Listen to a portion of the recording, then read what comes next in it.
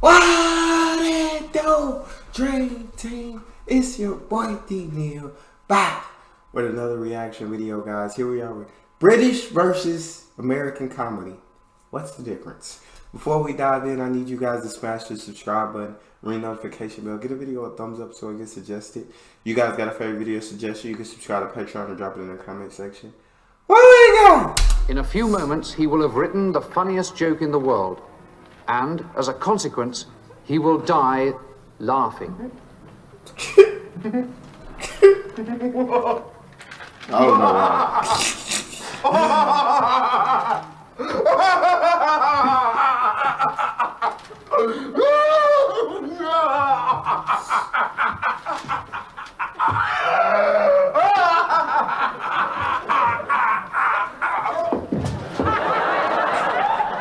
First off, I think it's wrong to say either style of comedy is better. I find it kind of annoying when people say British comedy is always smarter or wittier. Have you seen Arrested Development or 21 Jump Street or even a SpongeBob episode? Be careful, Patrick.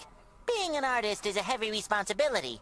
Each work of art is like a child and must be treated as such. Come on, I was just gonna draw a cartoon. Okay, why didn't you say so? There's definitely very smart writing on both sides of the Atlantic. But that doesn't answer the question. What makes them different? After weeks of research, my answer is still I don't know, but let's give it a shot. No one could I do agree with, I absolutely love British comedy, but I also absolutely love American comedy. So it's like, they are different. I don't know which is better. They have amazing comedians from both countries and amazing comedy shows. My answer is still I don't know, but let's give it a shot. No one could read it and live.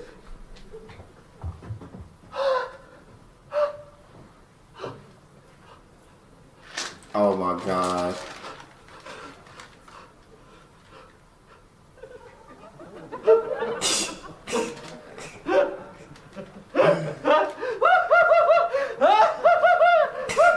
Oh my God.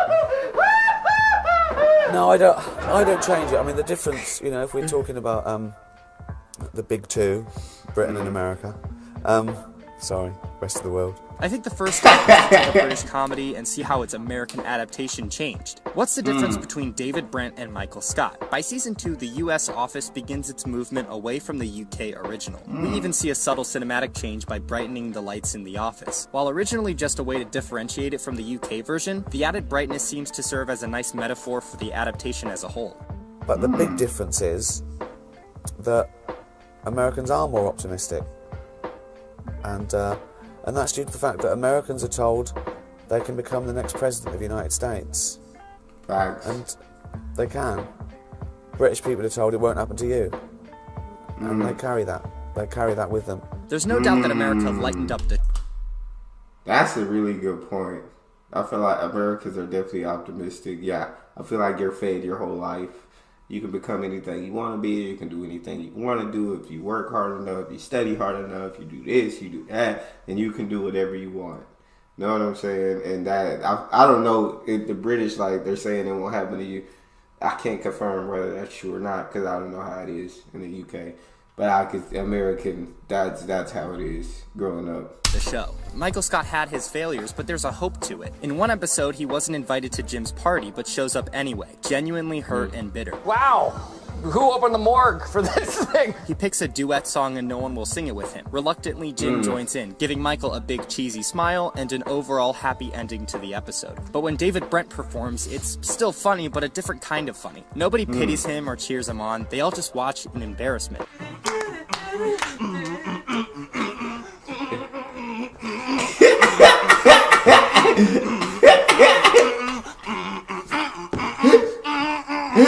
There's no happy ending and it's not very hopeful. Or look at how both characters wrap up their time on the show. Spoiler alert. Michael Scott quits to move with his fiancée to Colorado and David Brent begs for his job back. I will try twice hard. I really will. I know I've been complacent and I'll turn this place around if we just say that it's not definite now.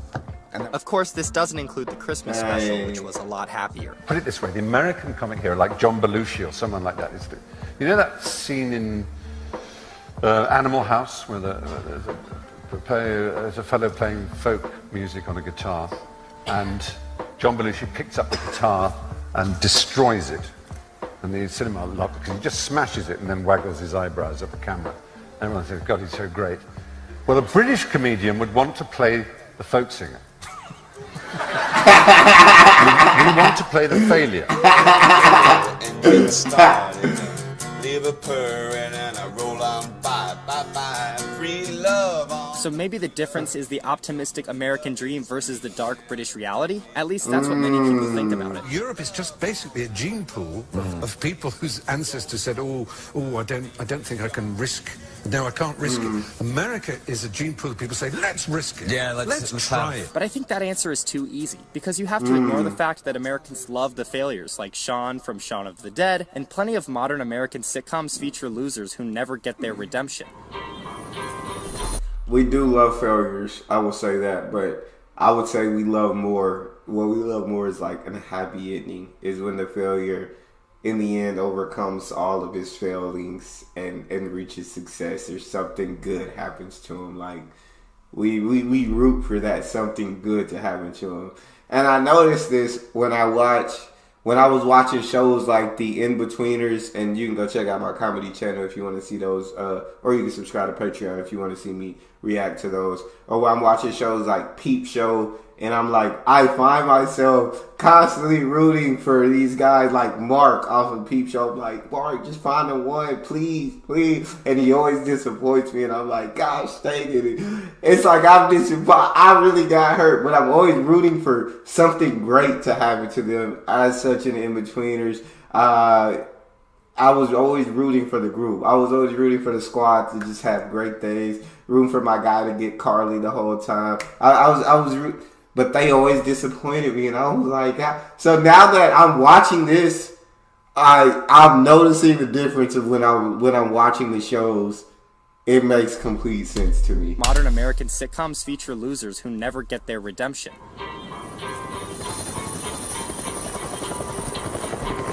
Frankly, I think it's an outdated theory. The past television era of Married with Children and Seinfeld and Friends always featured the classic wise guy who always had the funny one-liner for every moment. See, you know how to take the reservation, you just don't know how to hold it.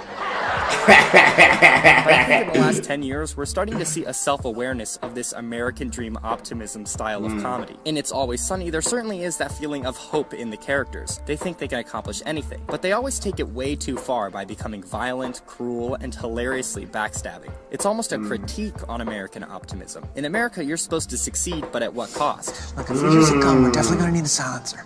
A gun? Fine, no guns. Piano wire, okay? Maybe we can use some piano wire. Whatever it is, I gotta be the guy to pull the trigger on this thing. Not to mention they always fail and face the consequences. And it seems like not one single thing ever works out for Larry in Curb Your Enthusiasm. I need them!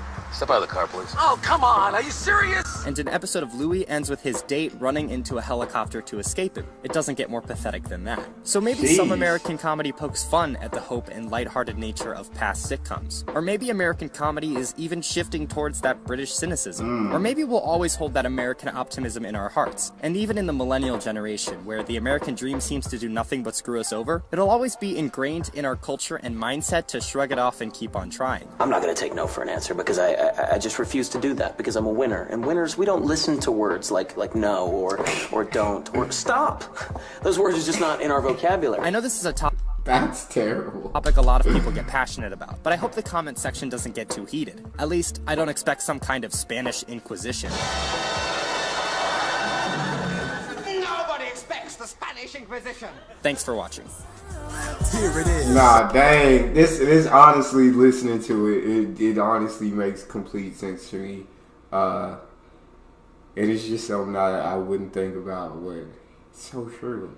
That's all we got. You guys got a favorite video suggestion, you can subscribe to Patreon or drop it in the comment section. Subscribe to the channel, ring notification bell, get a video a thumbs up so it gets suggested. It's your boy D Neal, out.